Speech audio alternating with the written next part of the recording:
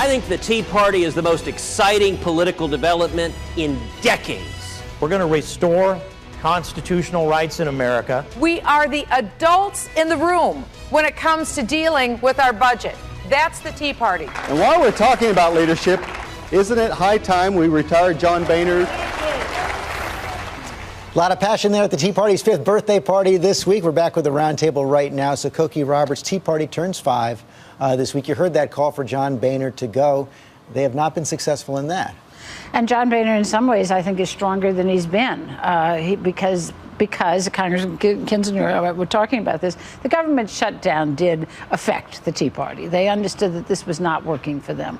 But they had a 5-year anniversary that they liked, and I would look closely at what happens in the primaries coming up to see what their strength is. Well, that's what I want to talk about. It does appear that, there are a lot of Republican primaries, and the most recent, the next one coming up is Texas on Tuesday, and it does appear, Rich Lowry, that in some ways establishment Republicans say the party is learning its lesson, that the establishment Republicans showing great strength against Tea Party challengers this time around. Well, yeah, I think probably the incumbent who has the most to fear is Thad Cochran down in Mississippi, a longtime appropriator, big spending Republican, has a very smooth talking Tea Party candidate who's a state senator down there to worry about. But a lot of these Tea Party challengers have had rough weeks or two.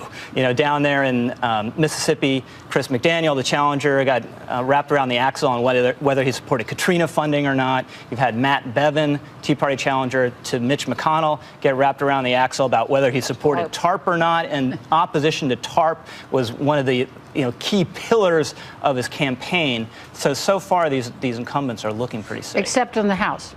And that's where you have to look at it. And Texas has a big primary coming up this week, and these are safe Republican districts that are empty, where the people have resigned. And so then when you have as a Republican against a Republican, and in those situations you tend to have the more conservative Republican And what win. difference is that going to make in the House, Congressman Kinzinger? Because it does appear, as Cokie was saying, that the Tea Party had they wanted a confrontation over the government shutdown. They seem to have lost that. And that seems to have liberated John Boehner and other Republicans to say no more to the Tea Party. Yeah, look, I think 2013 was probably just a low point in terms of House politics in general. Let's keep in mind, this isn't just Republicans doing this. I mean, a lot of times Democrats will refuse to engage with us on anything. But the Tea Party brought and brings a lot of energy to the Republican Party.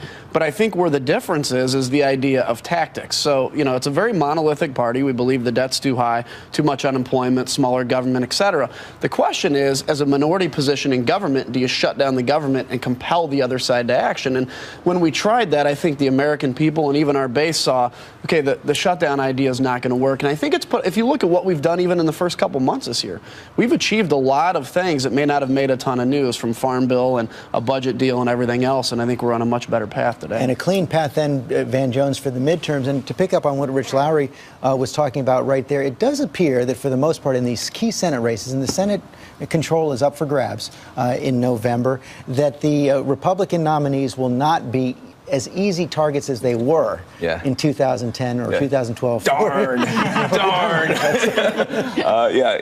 fact, that does. First, let me just give President Obama a little bit of credit. When he stood up to the Tea Party and said, listen, we're just not going to do this, he helped to defang the Tea Party, which actually I think helped the Republicans. It definitely helped Boehner. Boehner is in a stronger position now because Obama refused to go along with the nonsense in the fall. I think that's probably good for the Republican Party. I think from our point of view, I still don't think the Republican Party looks like a party that's ready to govern. People want to narrow it down to the Tea Party. This is not just a Tea Party problem. This is a Republican Party problem. They look like the party of obstruction, the party of no, and the party of pain. But they also look like a party that's going to pick up a lot of seats in the Senate, don't they? Listen, we have been banking on them making dumb mistakes. And I've been telling Democrats for a long time, just because the other guy is dumb doesn't make you a genius. They are learning, but I still think that when you look at the overall positions that they take, the Republican Party positions are unpopular on minimum wage, unpopular on unemployment, unpopular on a number of issues. I think Democrats have a shot. The only way they don't take the Senate is if they do screw up with the nominees and they say things like legitimate rape, but they're working very hard to keep their nominees from doing that. And if the Democrats get out the presidential year voters. And that's a very difficult thing Very to hard do to do. in an off year. You know, obviously, the Republicans have had some weak Senate candidates over the last couple cycles, but they've also had some very strong ones. And this new generation of conservatives who were brought into the Senate because of the Tea Party, Marco Rubio, Rand Paul, Mike Lee, Ted Cruz, these are people who have an impact for decades. And I want to half or maybe quarter, one-fifth agree with Van. I don't know how to calibrate it. But obstruction was very important to stopping the Obama aggrandizement of the state. But a positive agenda in this new phase is really important as well. And that's where I think the most valuable player on the Tea Party right is Mike Lee, who recognizes the party has to be bold, but it has to be constructive and positive. I want to get to who may be the most valuable player on the Democratic side this time around. We saw Bill Clinton this week going out and campaigning for Allison London Grimes. She's running against Mitch McConnell, the Republican leader of the Senate right there. And Cokie, I want to bring this to you. It does appear that he is going to be much more popular in Kentucky, in Arkansas, in North Carolina than Barack Obama, who likely won't go there and campaign. No, I don't think they want him in the Democrats don't want him in their states. And he's fine with that. I mean, presidents understand that. George Bush was in the same position.